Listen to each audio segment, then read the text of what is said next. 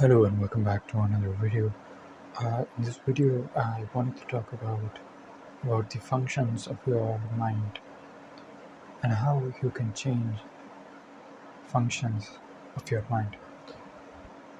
Now, we need to understand that if you are watching this video for the first time, then you are probably aware of the default mode of your mind. The default mode of your mind is something that you have been given through your education system. And this default mode is the dreaming mind. The dreaming mind is when you are not utilizing your mind. When you're simply in a state of relaxed state, you are simply letting your mind wander here and there. Now, this is one function of the mind where your mind is free to do anything it wants. Mostly, it dreams, it daydreams, and it is also related to what happens when you are asleep. You see, when you are asleep, you move into a state of consciousness that is completely let like surrendered, in the sense that. So let me first guide you through what happens when you are asleep, and let us look at this very carefully so that you can understand the various states of consciousness and how you can modulate them at will, or at least manage them when it is required. So when you go to sleep, what really happens is you lie on your bed and you expect sleep to somehow arrive. You cannot really say whether you will sleep consciously, although you can eventually develop this skill of going to sleep consciously, but you see, most of the time and most of the people, mostly 90%, who aren't really educated in this field, who aren't really meditators, or who aren't really manipulating their own states of consciousness, are working on only limited states of consciousness. So when you go to sleep, you simply lie and close your eyes and wander. Let your mind wander here and there. So eventually you fall asleep, and then you enter into a state of dream. And this dream state is really not what you associate yourself with, because when you wake up the next morning, you assume that you were dreaming and the whole dreams were unreal. Yet you have to understand that while you were dreaming and while you were in this sleep, you were really there in the dream and you were acting along with your character. For example, you were making decisions that you would make consciously. For example, if I tell you that there is something that you must do regardless of whether you are sleeping or whether you are awake, and if you keep doing this, this becomes part of what you call your individuality or your character. For example, I myself have a habit of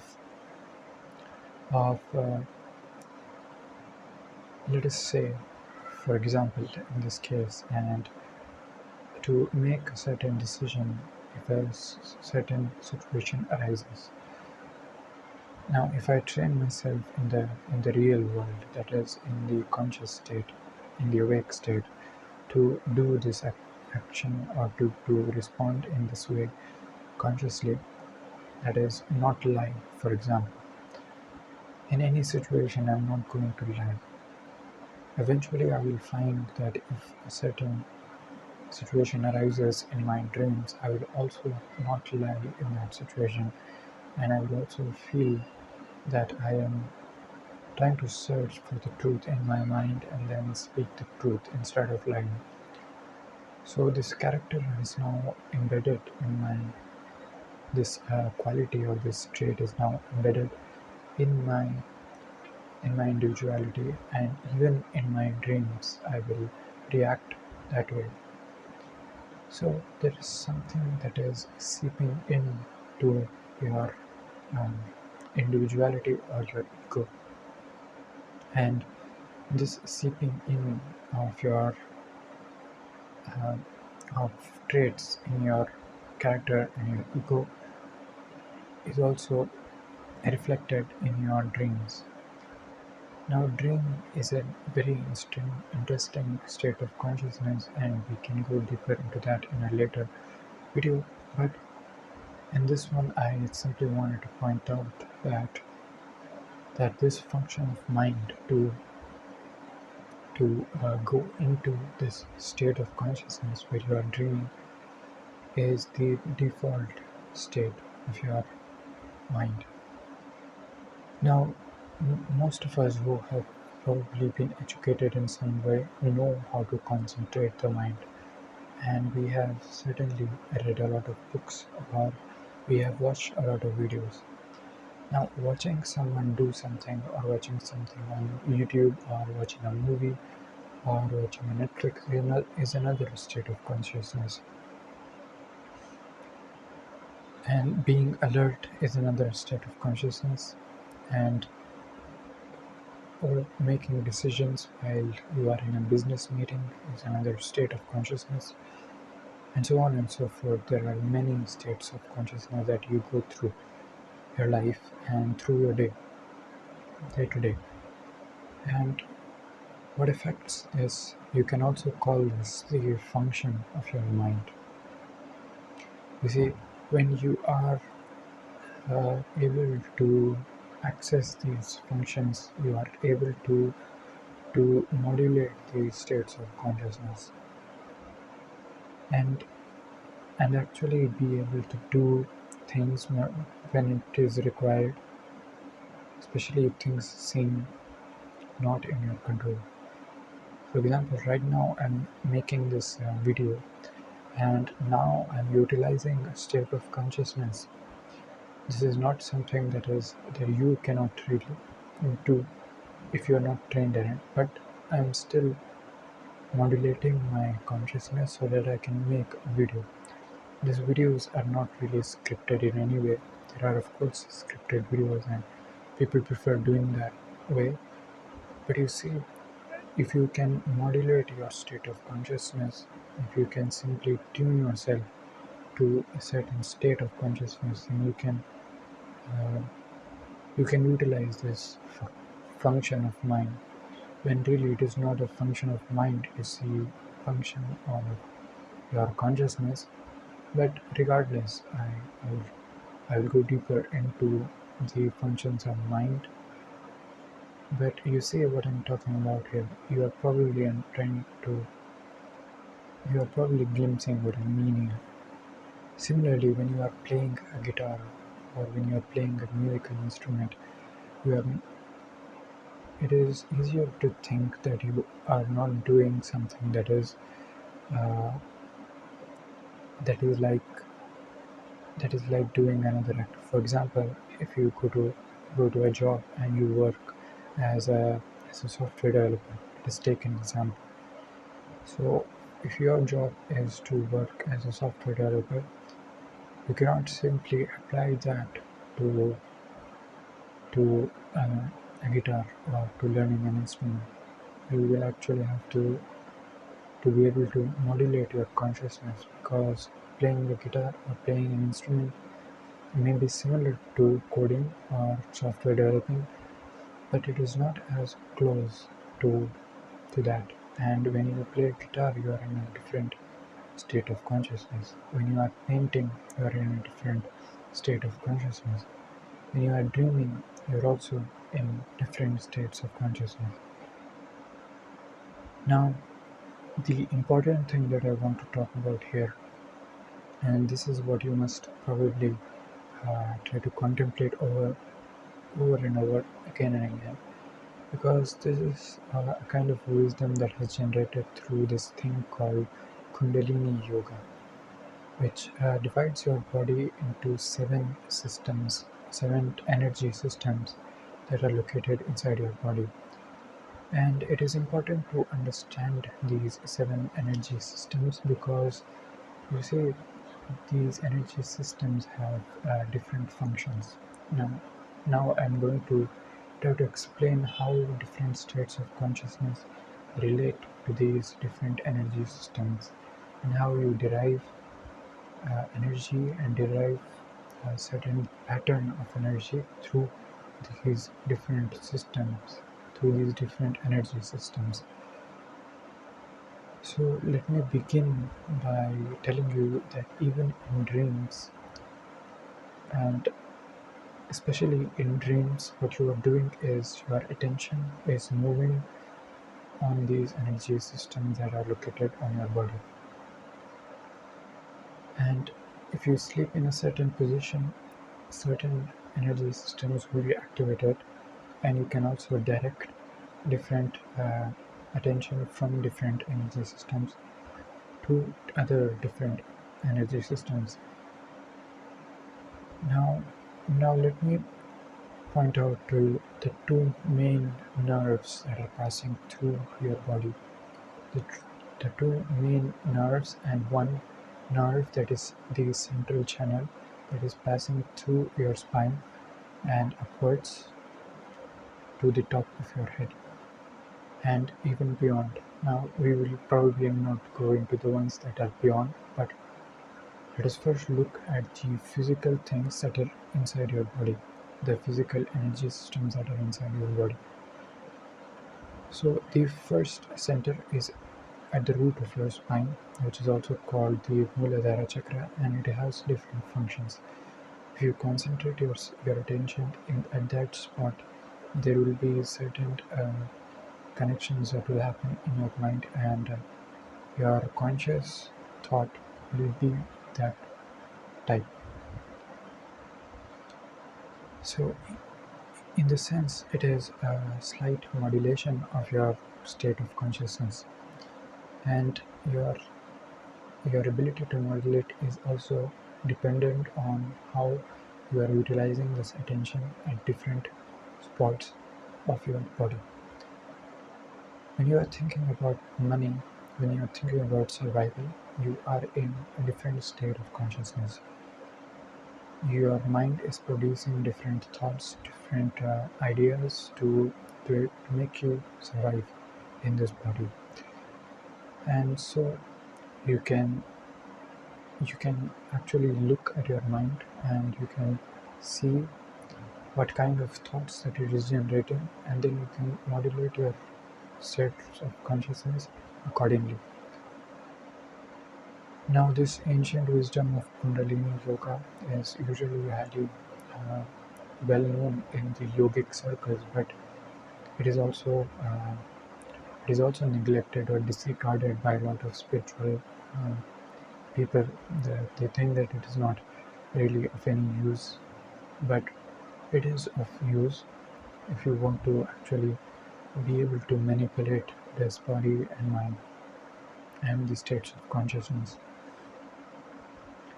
Now, the two nerves that are passing through your body are the Ida and the Pingala, which are connected to your left nostril and to your right nostril. And these two nerves are are responsible for balancing the different functions of your mind or your brain, and they run through the spine, or you can imagine a channel that is running from the bottom of your spine upwards.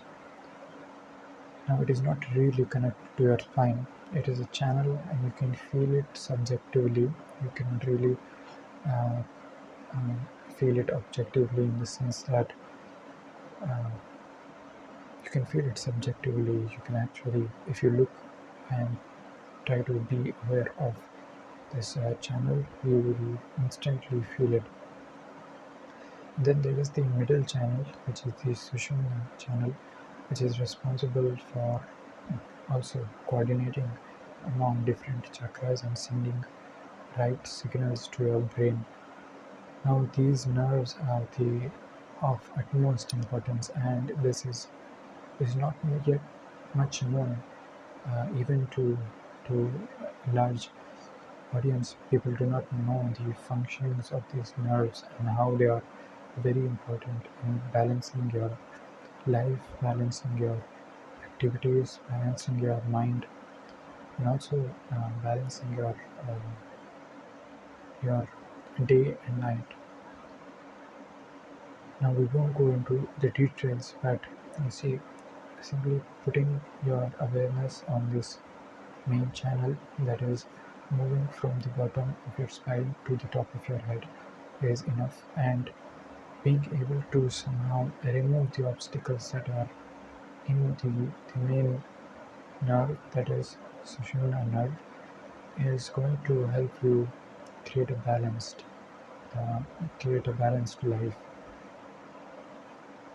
Now, why I want to stress this, and what does this have to do with functions of the mind, we will try to understand after a brief talk on balancing the left hemisphere and the right hemisphere of your brain.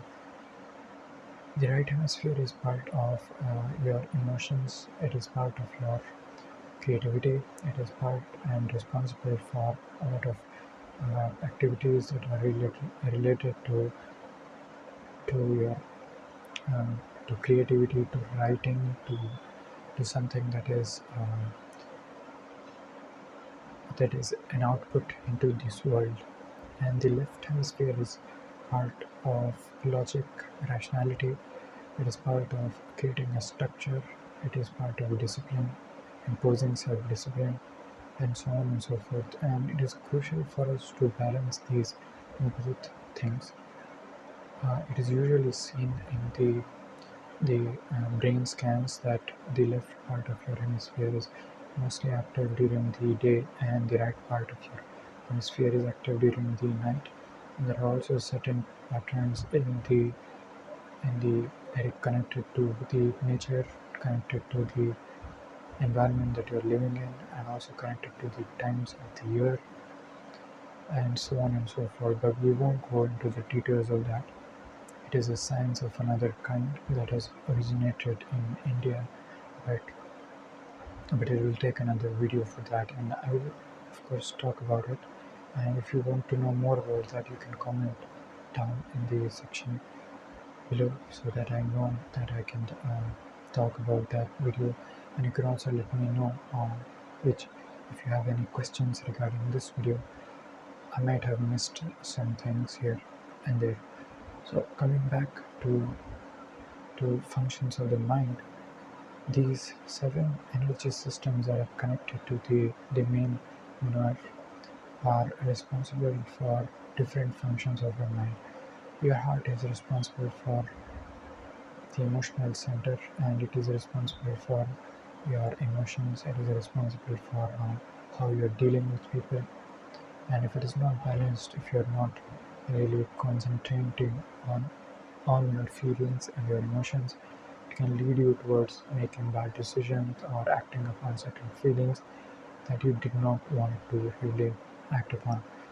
And the throat center is also very important, and it is important because it is hugely responsible for communication, and it is also the center for the endocrine glands and the parathyroid glands, which is which mainly puts the fights against the bacteria and the parasites that are entering through your mouth. So regardless, the throat center is responsible for that, and if you simply concentrate on your throat center and if you try to open it somehow, then you will be able to gain progress in your communication skills.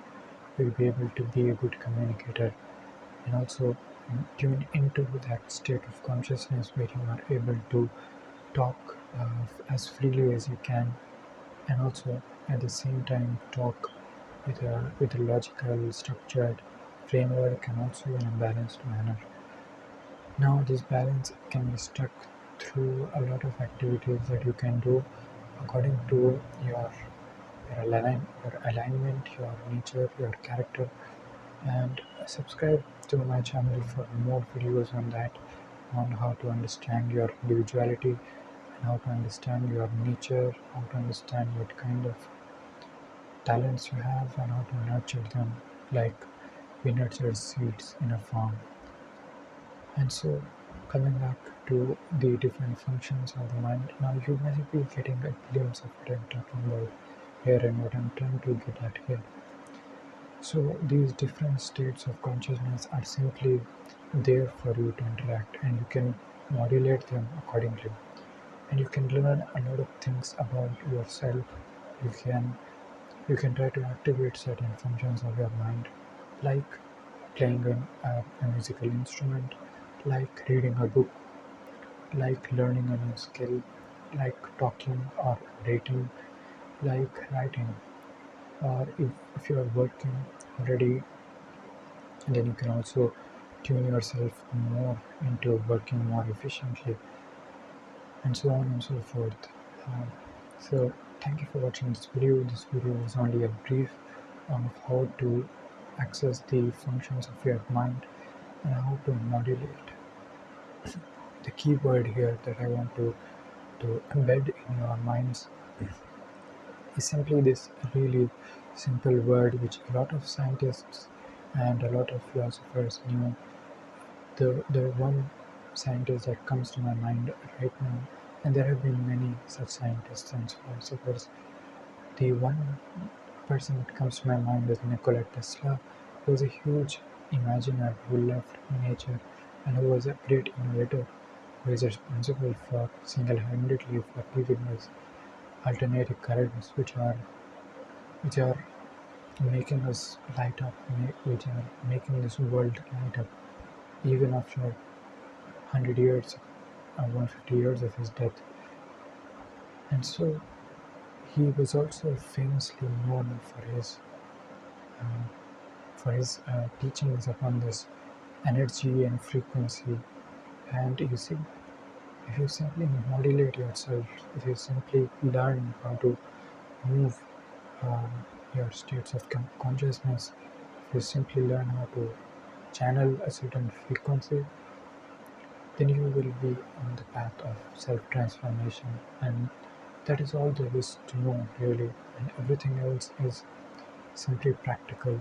You must be able to experiment with your own device, with your own body, and with your own mind.